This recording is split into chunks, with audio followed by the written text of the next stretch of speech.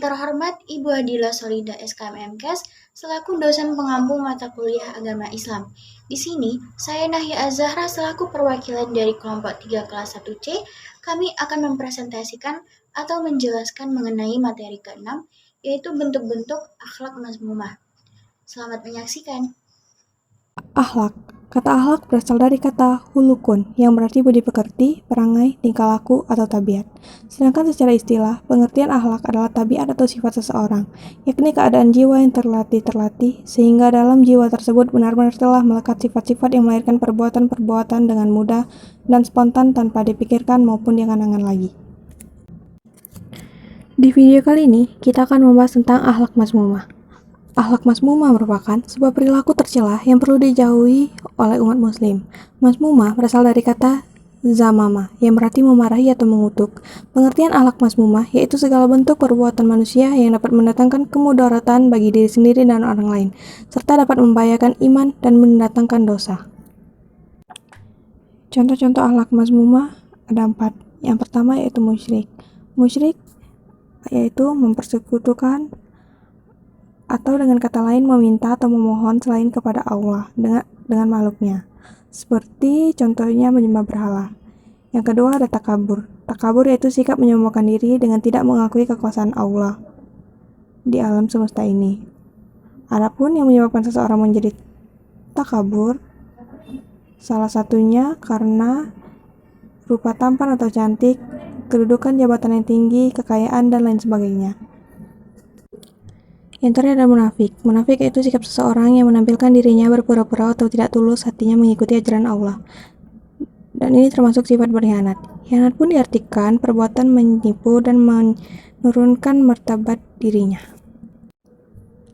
Dalam Islam, terdapat larangan mengonsumsi khamar dan narkoba. Khamar merupakan minuman keras yang zaman dahulu dibuat dengan campuran kurma dan anggur. Karena dapat memabukkan, khamar kemudian dilarang dengan cara bertahap, karena sudah menjadi kebiasaan sejak zaman jahiliyah.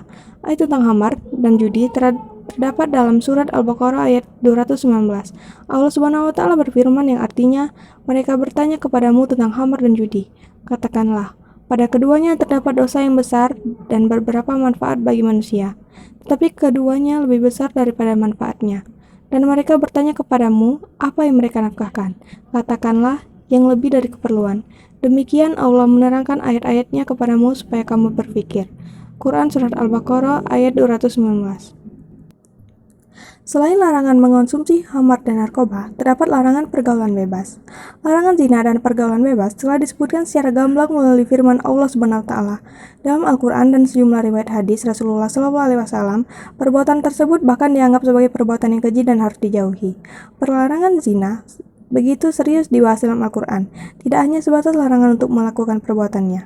Salah satu larangan Allah Subhanahu wa Ta'ala untuk menjauhi zina diterangkan dalam surat Al-Isra ayat 32 yang memiliki arti, dan janganlah kamu mendekati zina, sesungguhnya zina adalah suatu perbuatan yang keji dan suatu jalan yang buruk.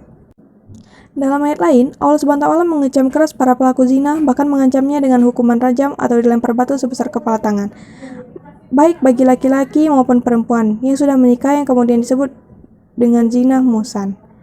Sementara itu, bagi pelaku zina yang belum menikah atau zina gairu muhsan, dijanjikan dengan masing-masing 100 kali sebagai balasan atas kemaksiatan mereka. Allah Subhanahu wa Ta'ala berfirman dalam surat An-Nur ayat 2 yang memiliki arti, pezina perempuan dan pezina laki-laki, derailah masing-masing dari keduanya 100 kali. Dan janganlah rasa belas kasihan kepada keduanya, menjaga kamu untuk menjalankan agama hukum Allah. Jika kamu beriman kepada Allah dan hari kemudian, dan hendaklah pelaksanaan hukuman mereka disaksikan oleh sebagian orang-orang yang beriman. Yang terakhir adalah larangan tentang korupsi. Korupsi merupakan bentuk kejahatan yang dapat menyebabkan kerugian serta kerusakan dalam tatanan kenegaraan. Perihal korupsi, syariat turut menjelaskan dalam sebuah pembahasan. Fatwa MUI menegaskan bahwasanya hulul adalah haram, dan begitu dilarang agama. Terdapat sejumlah ayat Al-Quran yang menjadi landasan hukum pelarangan korupsi. Contohnya dalam surat Al-Baqarah ayat 188 yang memiliki arti, janganlah kamu makan harta di antara kamu dengan jalan yang batil, dan janganlah kamu membawa urusan harta itu kepada para hakim dengan maksud agar kamu dapat memakan sebagian harta orang lain itu dengan jalan dosa, padahal kamu mengetahui. Baiklah, itu saja penjelasan dari kelompok kami. Maaf apabila ada kesalahan kata.